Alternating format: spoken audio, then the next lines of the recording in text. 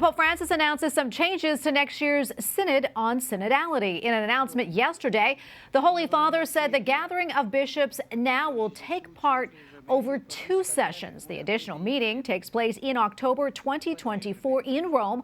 Originally, the Synod was expected to be just 1 session next October.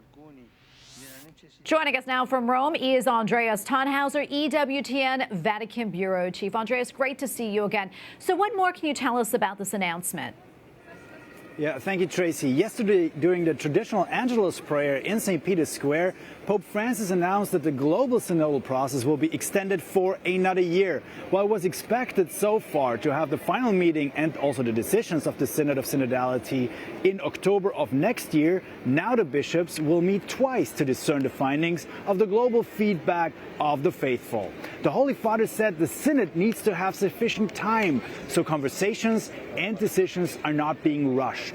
Pope Francis said that he hopes this decision will help the understanding of synodality more by giving it more time, so to say. In the end, synodality should be seen as a vital dimension of the Church, he said. So, Tracy, the statement yesterday took many who cover the Church, including me, a little bit by surprise, because the global synodal process has been planned out for a while now. And we're in the middle of a second phase, and we expect a written summary regarding the first phase any day now. Related General Cardinal Jean-Claude Hollerich is working on this.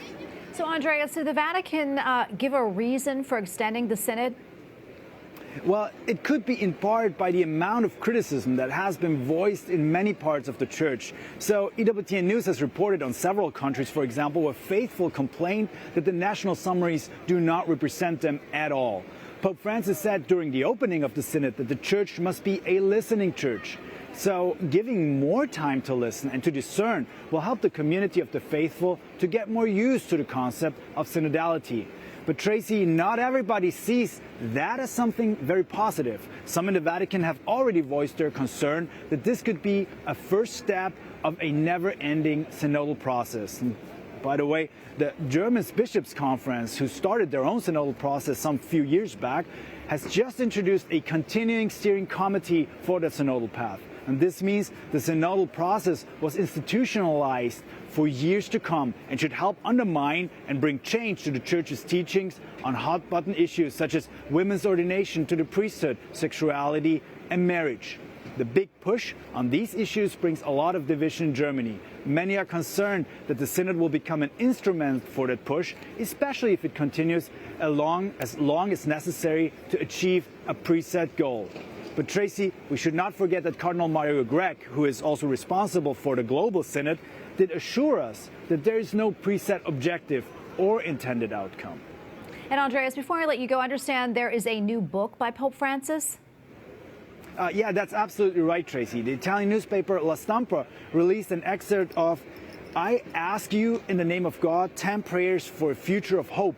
The book is a call for peace, as we've heard it so often from Pope Francis. He writes that if the war does not stop soon between Russia and Ukraine, a nuclear catastrophe is becoming more and more likely.